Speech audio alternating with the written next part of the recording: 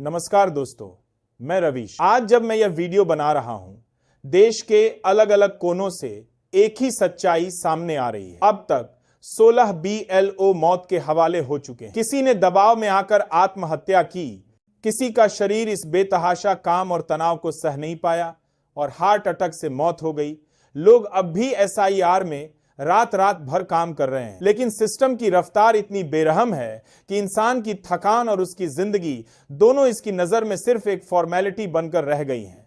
लेकिन वीडियो शुरू करने से पहले आप यह जरूर बताएं, आप भारत के किस शहर और किस राज्य से वीडियो देख रहे हैं। लेकिन उससे पहले वीडियो को लाइक और चैनल को सब्सक्राइब जरूर कर दें। आपका यह सपोर्ट हमारे लिए बहुत महत्वपूर्ण है।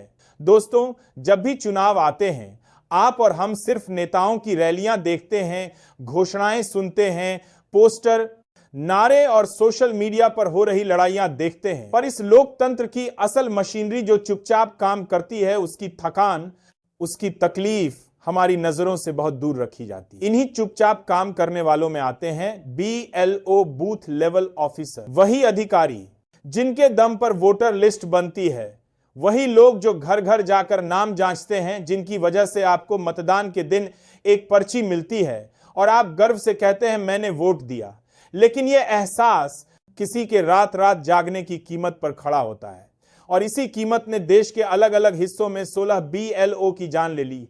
हाँ, 16 लोग, 16 परिवार, 16 कहानियां और एक सन्नाटा जिसे सत्ता शायद सुनना नहीं चाहती, स्पेशल केंद्रीय शरणार्थी ही नहीं चाहती। इंटेंसिव रिवीजन यानी SIR नाम सुनने में बहुत विशेष लगता है, पर जिन लोगों पर यह लागू हुआ उनके लिए ये एक स्पेशल प्रेशर मिशन बन गया।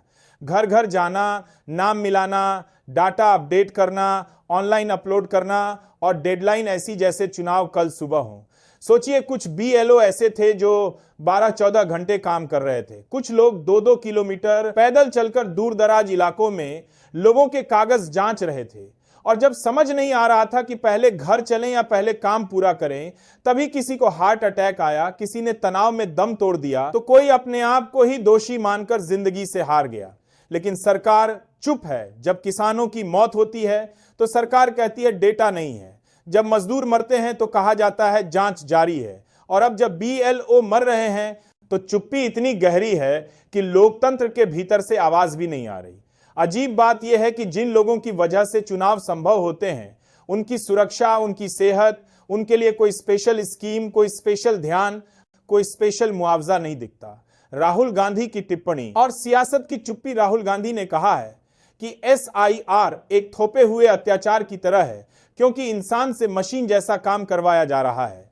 सरकार का जवाब अभी तक कुएं में पड़ा है। यह देश अजीब है दोस्तों, जहां नेता एक दूसरे पर 24 घंटे आरोप लगाते हैं, लेकिन जब गरीब सरकारी कर्मचारियों की मौत की बात आती है तो पूरा राजनीतिक वर्ग एक साथ मौन धारण कर लेता है। सबसे बड़ा सवाल, क्या लोकतंत्र सिर्फ वोट डालने से चलता है या उन लोगों के खून पसीने से जो चुनाव को तकनीकी तौर पर संभव बनाते हैं? क्या कोई मंत्री, कोई आयोग, कोई अधिकारी यह बताएगा कि इन 16 मौतों की जिम्मेदारी किसकी है, या फिर ये मामले भी किसी सरकारी फाइल के आखिरी पन्ने में दफन हो जाएंगे?